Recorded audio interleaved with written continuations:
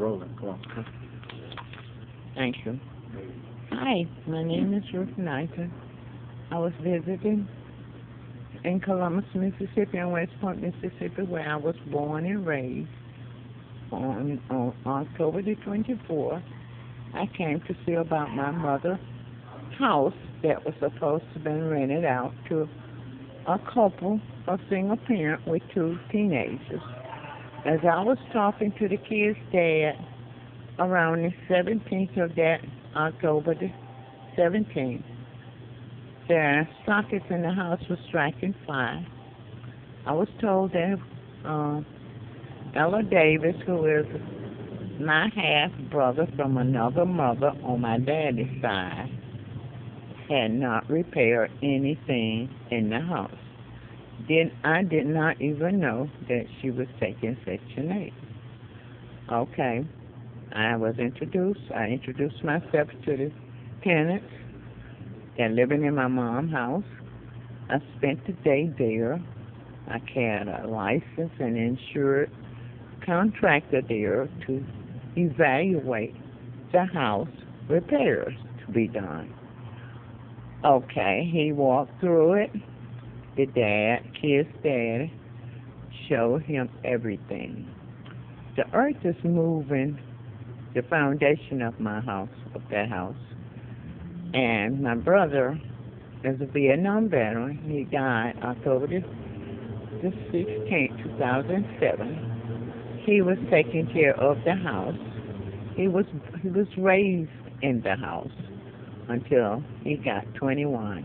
He went off to the service, armed force, in that house. He came back and lived in that house. That house is not up for sale. It's not repaired. I've hired a lawyer through my half-brother of another mother's daughter, which is my half-niece. And he has taken 4 years to close the estate. The estate is not worth $5,000. The house is not even worth $5,000 because the contractor could not do anything to the earth.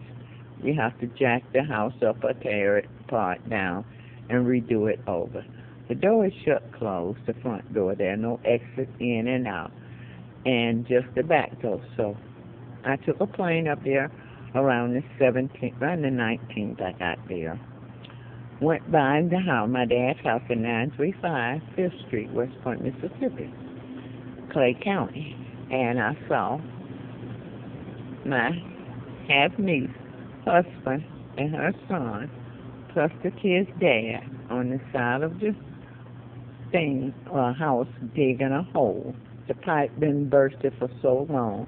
This lady is a single parent. She doesn't work. She has an incurable disease, and she has two teenage kids who is honor roll that lives in that house. Come to find out, no repairs has been done. Section 8 money has been paid directly to Ella. She falsified papers stating that she was the owner of the house. I goes to Section 8 to investigate, which the lady in Section 8 that over Section 8 in Columbus, Mississippi told me to come back to the tax property office and speak to Miss T. I comes back to WestPoint, Mississippi, where I was born, raised, and graduated in that house. I bought my mom that house for about $1,500 from my aunt, her sister. Her name is Melville Petty Huggins. My mother's name is George Bell Petty Booker. When I came back to the tax office, Miss T never looked in my face. She was very hostile. She told me, you have to go get you a lawyer. Okay. I went and got me a lawyer. After that, I had the paper served to Miss T. Let her know that it was fraud going on. Went and got the tenants, brought them to the new lawyer office, not the one that Ella hired. I had hired temporary lawyer because on October the 24th, we had went out to Chinese dinner, the tenants and I had went out to Chinese dinner, who lives in my mom's house, and came back. She has lupus. She has very severe pains. She and I and her husband and the kid's dad and her, we took her to ER. When I came back from ER, the kids stayed with her. The dad and I came back to my dad's house, which the kids and the mother lives there. No repairs has been done. Police was all over. It was nighttime, around between 7:30 and 8:30. Jumped out of the car, hands on the gun, a black police, a real dark skin, tall, about 6 feet, with wire silver glasses. I suppose I can pick him out. I seatbelted myself and I unlocked the door. As I unlocked the door, he swung the door open so fast that I almost fell out the door. My back popped. He wanted to snatch my carry-on cage where I had all my legal papers. I have the papers here with me. Me to show him that this is my house and I have the right to live here. I don't know who called him or what kind of call he got. I looked at him and I told him, don't put your effing hands on me. And this is my dad and mom property. No, you not. I got a place for you to go to. You homeless and you ain't got no place. I got a place to go for you to go to. I never told nobody I was homeless. That is my property. I'm the only living survival siblings of my mom and my dad. That house belongs to me only. For 4 years, 3.5 to 4 years, Ella has been behind my back renting and accepting Section 8 voucher money, which is $500 a month. She owed over $20,000 on that house. No repairs. She's been defrauding Section 8. I would like for someone to give me a helping hand. I was going back home to live. I had promised my brother that June 2007 I was coming back, and we was going to remodel the house up and try to get a loan on the house. But after he died, it kind of rocked my world and set me back.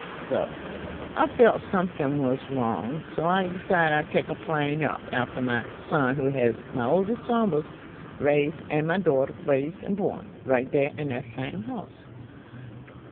They have been trying to get that house for Dad ever since my mama died. There is no way they can get the house. Over $20,000 of Section 8 money is somewhere in the bank with Ella and Perry Davis' name on it.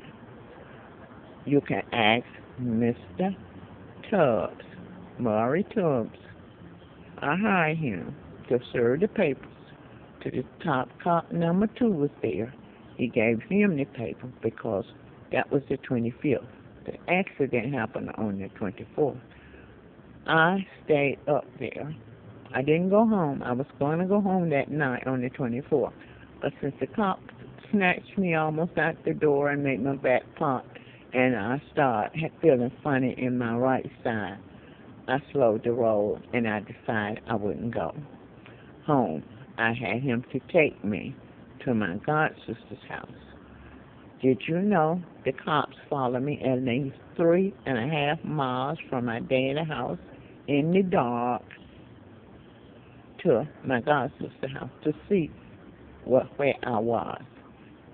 Talking about, I lived and graduated and worked vegetable garden like Miss Michelle Obama do. And we grew that to sell and to eat. I decided I would go